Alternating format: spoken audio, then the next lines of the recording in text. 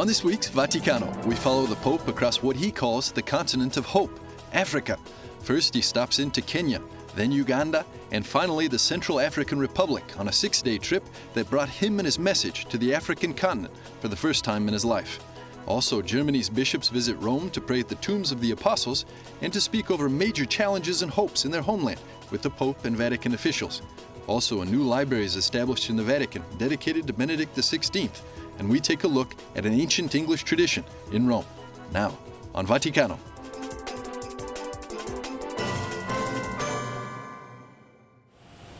On November the 25th, Pope Francis embarked on his 5th international trip and the 11th of his still young pontificate. As he boarded the plane in Rome, he was heading into a 6-day journey to 3 nations that would bring him to millions on the African continent. First stop, Kenya in East Africa. This, the scene that welcomed Pope Francis as he touched down. An ever-present and contagious joy that wouldn't leave him over the 2 days he remained. He came to confirm Catholics in their faith, but he called all men and women of goodwill to work for reconciliation, peace, and forgiveness in a land often divided by corruption, violence, fear, and poverty. The Gospel tells us that from those to whom much has been given, much will be demanded. In that spirit, I encourage you to walk with integrity and transparency for the common good and to foster a spirit of solidarity at every level of society. I ask you, in particular, to show genuine concern for the needs of the poor, the aspirations of the young, and a just distribution of the natural and human resources with which the Creator has blessed your country. The morning after his arrival, he met with interreligious leaders, saying that dialogue between them is not something extra or optional, but essential, something which our world, wounded by conflict and division, increasingly needs. It was a rainy day, but that didn't dampen the mood at the Mass that followed. This is the dry season in Kenya, and the precipitation in this season is seen as a great blessing. Well, plenty of blessings poured down with the Pope's presence, and the joy was apparent. More than 250,000 people turned out, and Pope Francis invited them to use the teachings of the gospel to transform the culture. Siate forti nella fede. Stand strong in faith. Do not be afraid, for you belong to the Lord. Signore. Mungu awabariki. Mungu abariki Kenya. The Pope also met with 10,000 priests and religious that afternoon, engaging them off the cuff. And he made a powerful speech at the UN, urging care of God's creation. He said, "It's now or never." We are confronted with a choice which cannot be ignored, either to improve or to destroy the environment. Every step we take, whether large or small, individual or collective, in caring for creation, opens a sure path for that generous and worthy creativity which brings out the best in human beings. In his last morning in Kenya, on November the 27th, his schedule was again jam-packed, making the most of his short time. Pope Francis first went to a Nairobi slum called Kanjemi.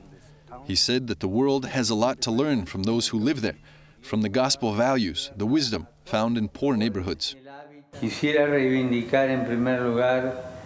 I want, in the first place, to uphold these values which you practice, values which are not quoted in the stock exchange, are not subject to speculation, and have no market price. I congratulate you, I accompany you, and I want you to know that the Lord never forgets you. Then, to recap a whirlwind 2-day visit, a meeting with young people in the soccer stadium that had them dancing and singing Hakuna Matata. And then it was off again for Uganda.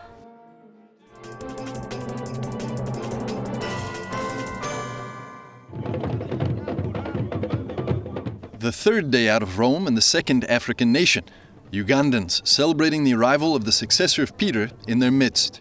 His visit was to mark the 50th anniversary of the canonization of 22 Catholic martyrs, killed between 1885 and 1887, along with 23 Anglicans, by order of the area's king for refusing to deny their faith.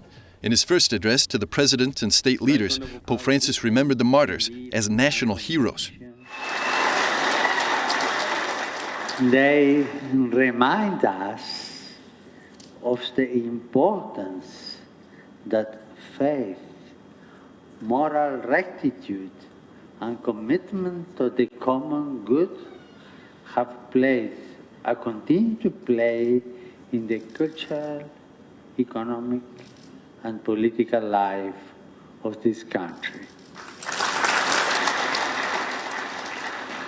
They also remind us that despite our different beliefs and convictions, all of us are called to seek the truth, to work for justice and reconciliation, and to respect, protect, and help one another as members of our one human family. The Pope also praised Ugandans today for their strong families and their outstanding concern for refugees. From there, despite the fall of night, he went straight to the site of the first martyrs' deaths, Munyonyo, to visit with catechists, teachers of the faith, just like some of those martyred. The Pope called those present to be coherent educators in Christianity, in the footsteps of their forebears. You must be teachers, but this is not enough. You also have to be witnesses.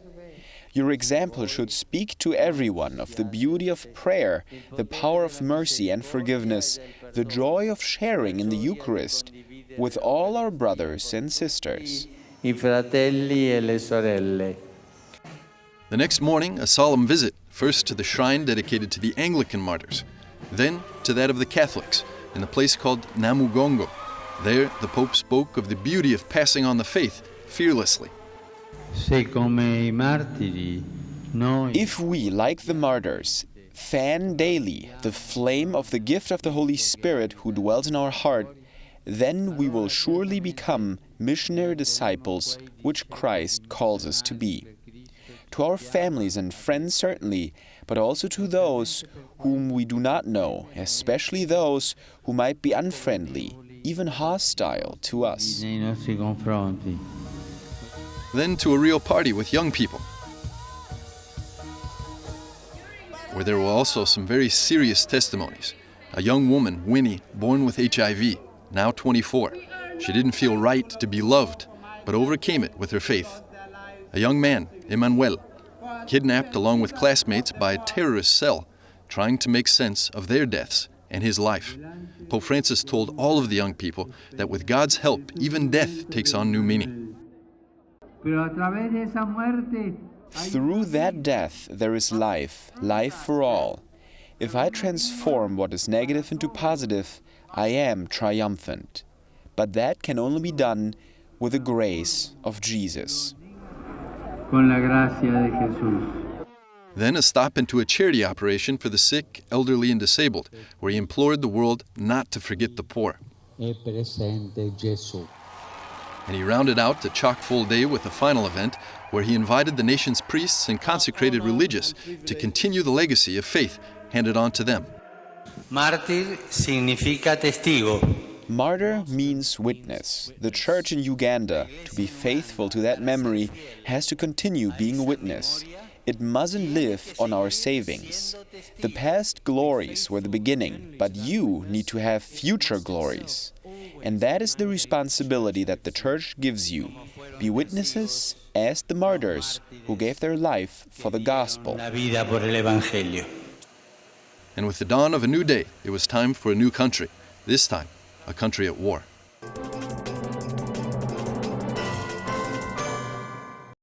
It was the first ever papal trip to a war zone when on November the 29th, Pope Francis stepped into Central African Republic, or CAR as it's known. Security was a big concern going into the trip, but on the ground, the Pope was at peace. He was on a mission. He said he was there as a pilgrim of peace and an apostle of hope. He went first to a camp for people displaced by the violence. Several thousand now call this home. It's run by the parish of Saint-Sauveur in CAR's capital of Bangui. These people have been living amid armed conflict in parts of the nation since 2012. Several bands of mainly Muslim rebel groups started it when they formed an alliance, taking the name Seleka. Since then, the group has been seizing power, and fear and uncertainty have gripped the nation. The country's current leadership has struggled to maintain peace, leading ordinary citizens like these to take up arms or flee. Pope Francis wanted to speak to them in person. Io vi dico che ho letto. I read what the children have written on their posters. Peace, forgiveness, unity, and so many things. Love. We must work and pray to do everything for peace. But peace without love, without friendship, without tolerance, without forgiveness is not possible. Every one of us must do something. I wish peace for you, you and all Central Africans, a great peace among you. May you live in peace, whatever your ethnicity, culture, religion, social status may be. Everyone in peace, everyone, that we all may be brothers. I would like you to say together, we are all brothers.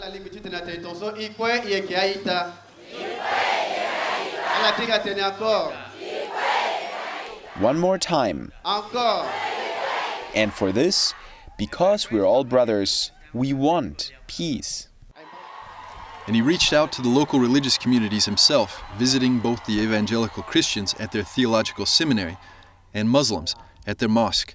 He said that members of the different religions are brothers and sisters, and that they must say no to hatred, vengeance, and violence together. 6,000 people have died here in the last 3 years. Christians were targeted during the original Muslim offensive. Christians have since launched revenge attacks on Muslims. The Pope told Catholics that they need to go beyond the violence, to be witnesses of forgiveness. And in a beautiful gesture to show his closeness to the people of CAR, Pope Francis anticipated the Year of Mercy right here, opening the Holy Door at the Catholic Cathedral a week before it was to be opened in Rome. Bangui diviene la capitale spirituale del mondo. Today, Bangui becomes the spiritual capital of the world. The Holy Year of Mercy is being anticipated in this land, a land that has suffered war and hate, incomprehension, lack of peace for years. But in the suffering land, there are also many countries that are passing through the cross of war. Bangui becomes the spiritual capital of prayer for the mercy of the Father. All of us ask peace, mercy, reconciliation, forgiveness, and love. For Bangui, for all of the Central African Republic, for the entire world, for the nations that suffer war, we ask peace. And let's all ask for love and peace. Everyone together. Doye Siriri. Doye Siriri. Ekwaitenelege ako. Doye Siriri. Ekwaitenelege ako. Doye Siriri. Ekigitene.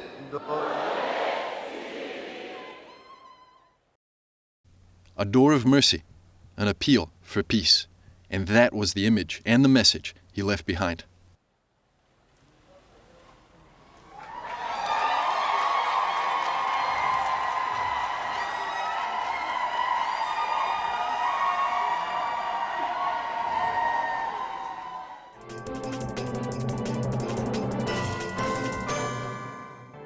"67 bishops from the 27 dioceses of Germany came to Rome for their ad limina visit. For 1 week, they visited the different Vatican departments and recharged their spiritual batteries with a pilgrimage to the tombs of the apostles. It is important to emphasize here at the tombs of the apostles that we, the Church in Germany, are the Church together with the Pope, and with the universal church. That will be seen during the meetings with the Pope, but has already been experienced during the different conversations in the Curia. The last time the German bishops were in Rome was already 9 years ago, uncommon since usually the ad limina takes place every 5 years. The visit wasn't just routine. Current hot topics were discussed, like the immigration challenge in Germany, with about 10,000 immigrants being registered every day. I am a bishop of integration in many ways, in the Ruhr Valley as well as within the jobs that have something to do with the German army. The greatest challenge is that, with a Christian spirit, a spirit of the gospel, that we have to show the fearmongers that every human who comes to us, every refugee, is a person and has his or her dignity. We have to help most of them to return safely to their homes, to re-establish a civil society after the wars and the civil wars and conflicts, and to show that only with a peaceful mean we can build a society that has a future. For some of them, it was the first time. Well, I have to say that I'm still a greenhorn. I was nominated only 3 years ago as an auxiliary bishop, so I'm pretty excited. I will be part of Cologne's church province, so we will be 20 or 25 bishops. I don't think I will have the chance to talk to him personally, but I am excited about what the Holy Father will tell us. I'm hoping that he will encourage us and that he would encourage us to proclaim the wonderful teaching that Christ has bestowed upon us with openness and joy. One question is how the situation will continue after the Synod for the family. Will there be a document of the Holy Father? Will there be further content? I can imagine that those would be topics, but I'm excited about what will come out of it. Despite its material wealth, the church in Germany is losing about 200,000 people a year, and of those that remain, only about 10% go to church. So what impulses are necessary to tackle this situation? We have to help the people to become authentic witnesses of Jesus Christ with body and soul and with joy. That will move us further.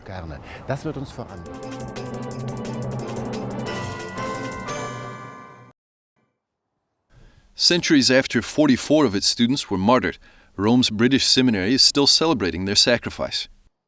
During the first 100 years of the college's existence, 44 of the men we trained for the mission back in England and Wales were arrested and executed for the faith. And they've been beatified and in some cases canonized, and we have a great tradition of venerating our college martyrs. We have a feast when we venerate all the college martyrs together, and it's the 1st of December. The feast was instituted in the 1930s at the time of the 4th centenary of the first English Catholic martyrs. And so that was a great reawakening, if you like, of the devotion to the martyrs. And it's been very important for the college ever since, because it's a reminder of our identity, of our mission.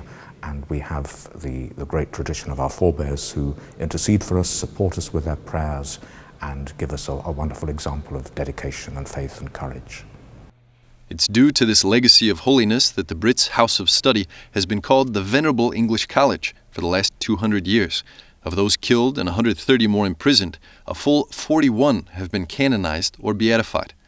Though the last of the martyrs' lives were taken in the year 1679, the college leadership and student body is still surrounded by reminders of them, and not only on their feast day. The remains of some of the martyrs are kept in the seminary's ornate chapel. Their names adorn the walls. In different ways, the art also calls to mind their memory.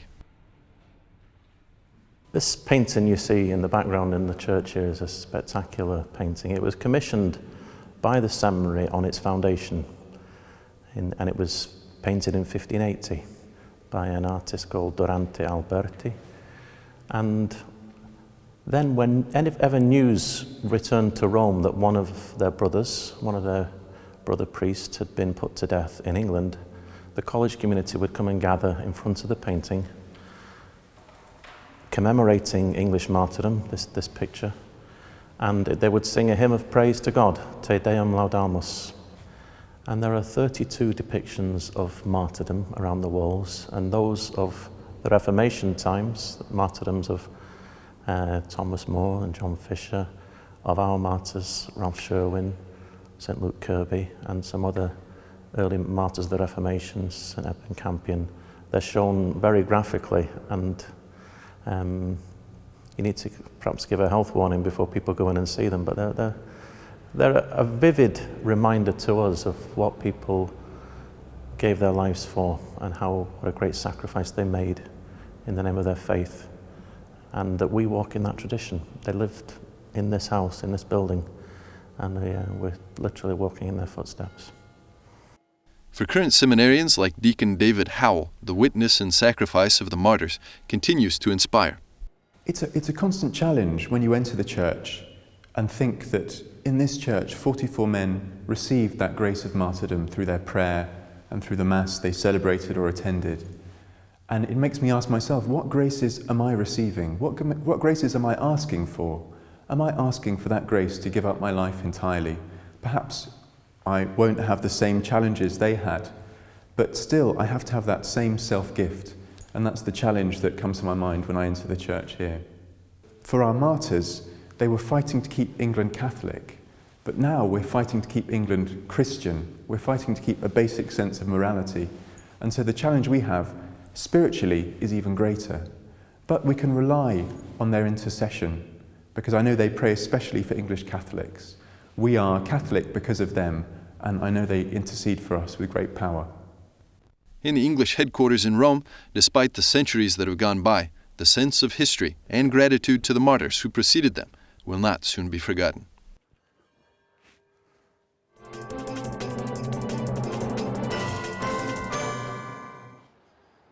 Inside the Vatican, housed within the existing library of the Roman Institute of the Gesellschaft and the building known as the Campo Santo Teutonico, a new library has been established in honor of Pope Benedict XVI.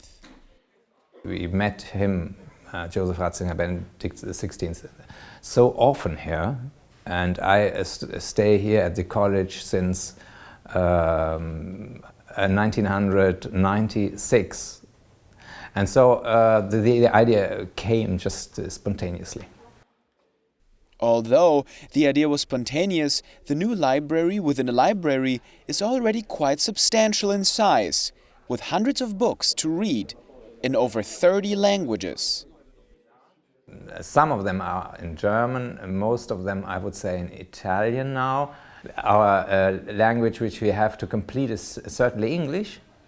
And then, of course, French, Spanish, and so, because the course of the Augustinianum, the Institute of Patristic Studies, which will start courses of introduction in the theology of Ratzinger, will be in English and in Italian. And for those who join these courses, we want to complete our languages. Most of the books are donations of Benedict XVI, of the Vatican Print House and of the Vatican Foundation, Joseph Ratzinger, but also private persons who gave us their publications and books, and so most of the books are simply donations. Of course we have to buy books as well, and we stand at right at the beginning of the whole. Benedict XVI himself donated 20 boxes of books to give it a start. But this is only the beginning. We are a scientific library, and our interest is to invite students, scholars who are in Rome mostly, to come here and see if they can use this library, which is much bigger than Ratzinger. So most of the books here we don't see, because we are already a big library of church history, of history of the papacy, history of councils, and so on. So the future is bright for this newborn library, and Benedict has already given his sign of approval. He wanted this library in this house because it's his college in a certain sense. He made it a pontifical college and gave the title, And he stood here. He's member of the Archiconfraternita, which is the owner of this compound. And he is since decades, he's a member of the Goethe Society. And the Goethe Society has this institute here, the Roman Institute, which is scientifically responsible for the library. They expect traffic to increase substantially with the creation of the new master's degree in the study and spirituality of Joseph Ratzinger at the nearby Augustinianum University. The hope is that anyone interested will simply get a library card and come by.